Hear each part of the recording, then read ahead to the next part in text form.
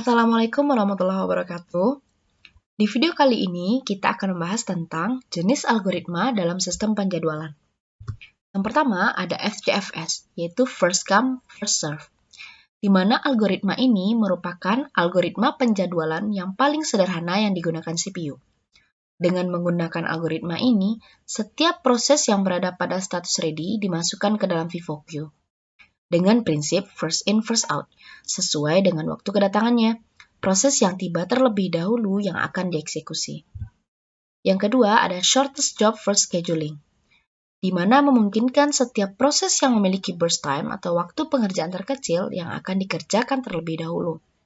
Hal ini mengakibatkan waiting time yang pendek untuk setiap proses, sehingga dapat dikatakan bahwa algoritma ini adalah algoritma yang optimal. Algoritma ini memiliki dua jenis, yaitu shortest job first scheduling non-preemptive, di mana CPU tidak memperbolehkan proses yang ada di ready queue untuk menggeser proses yang sedang dieksekusi oleh CPU, meskipun proses yang baru tersebut mempunyai burst time yang lebih kecil. Yang kedua, ada shortest job first scheduling preemptive, yaitu salah satu algoritma penjadwalan yang menggilir proses secara berurutan. Dalam algoritma ini, setiap proses akan mendapatkan waktu dari CPU yang kita sebut dengan time quantum. Yang ketiga, ada round robin, yaitu salah satu algoritma scheduling yang paling tua dan mudah diterapkan, serta paling sederhana untuk digunakan. Hal tersebut menyebabkan round robin system paling banyak digunakan untuk menjalankan berbagai proses secara multitasking. Nah, sekarang kita akan membahas contoh kasus penjadwalan proses menggunakan perhitungan algoritma round robin. Di sini ada proses yang kita lambangkan dengan P, waktu datang, dan lama eksekusi dengan kuantum kita 3. Baiklah, kita akan langsung ke penjelasannya. Di sini udah ada prosesnya dari A, B, C, D, dan E. Kemudian ada waktu datang 0, 1, 2, 3, dan 4. Ada lama eksekusi 5, 3, 7, 2, dan 6. Nah, di sini kita misalkan aja kuantum time-nya 3. Nah, kita lanjut ke proses. Kita bikin dulu prosesnya, ada A, B, C, D, dan E. Nah, kita bikin lama eksekusinya. A lama eksekusinya 5, B 3, C 7, D 2, dan E 6. Nah, di round robin punya prinsip yaitu apabila lama eksekusi lebih besar daripada quantum time-nya, maka lama eksekusi akan diinterupsi pada mili sesuai dengan quantum time-nya. Nah, karena quantum time kita 3, maka eksekusinya akan terjadi pada quantum time ketiga. Nah, contohnya proses A, di sini ada lama eksekusinya 5, maka kita bagi dengan kuantum 3, tinggal sisanya 2. Berarti di sini kita bikin A dengan prosesnya 3. Lanjut ke B, karena kuantum 3 berarti habis.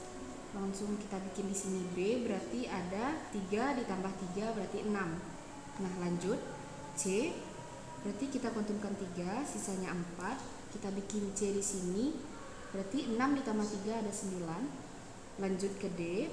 Nah, D karena 2 berarti langsung aja kita bikin di sini 2, 9 tambah 2 berarti D sama dengan proses ke-11. Nah, lanjut ada E 6 berarti kuantum 3 kita bagi 2 dapat 3. Berarti di sini E-nya sama dengan 11 ditambah 3 ada 14. Nah, di sini masih ada sisa A, C, E dengan nilai 2, 4, dan 3. Nah, kita kembalikan proses ke pertama, yaitu kuantumnya kita bagi lagi. Karena 2 berarti habis, berarti kita bikin di sini A, 14 ditambah 2 sama dengan 16. Lanjut ke C, karena B udah habis. C kita bagi juga dengan kuantum 3, tinggal sisanya 1. Berarti kita bikin di sini C, 16 ditambah 3 dapat 19. Nah, tinggal yang D juga habis, berarti E 3 berarti sisanya nggak ada.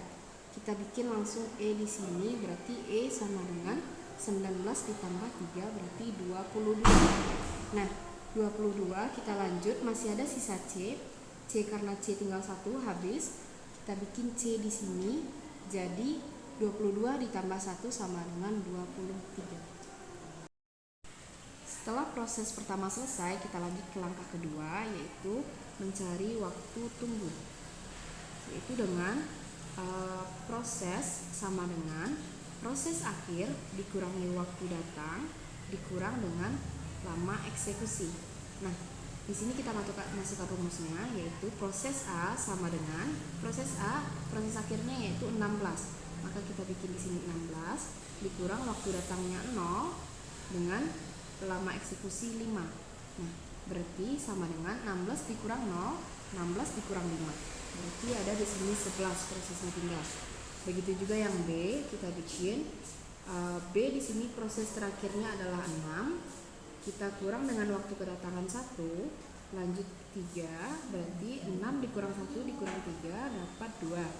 Lanjut ke C sama dengan proses akhirnya C yaitu 23, berarti kita bikin 23 dikurang lama waktunya ada 2, ada lama eksekusinya ada 7, berarti 23 dikurang 2, 21 dikurang 7, 14.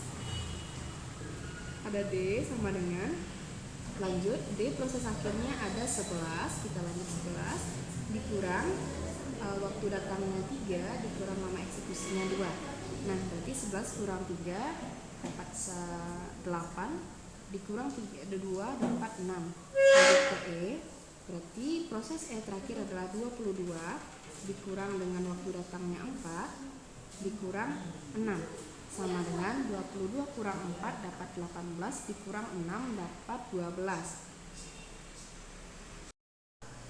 Nah, setelah proses kedua selesai, kita lanjut ke proses ketiga, yaitu mencari average waiting time atau rata-rata dari waktu tunggunya.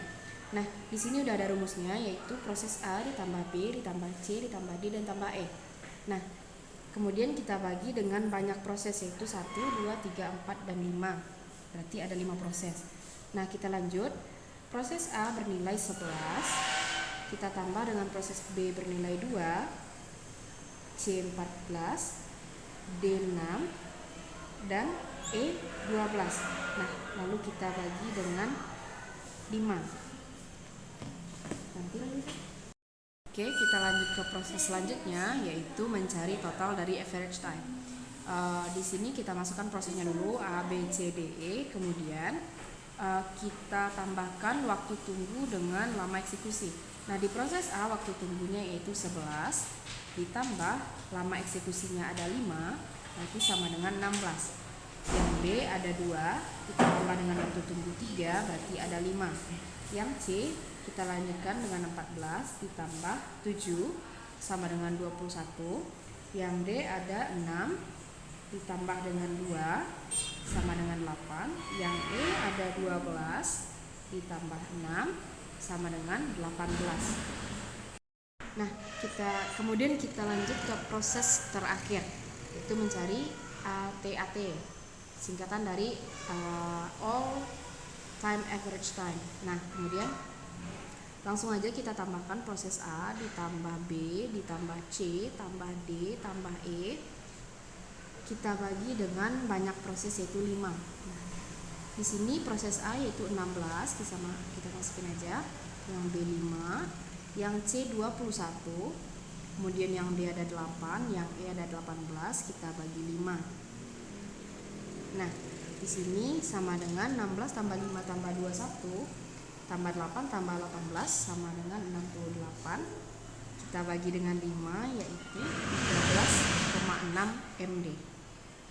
Inilah hasil akhir dari pencarian algoritma menurut round robin.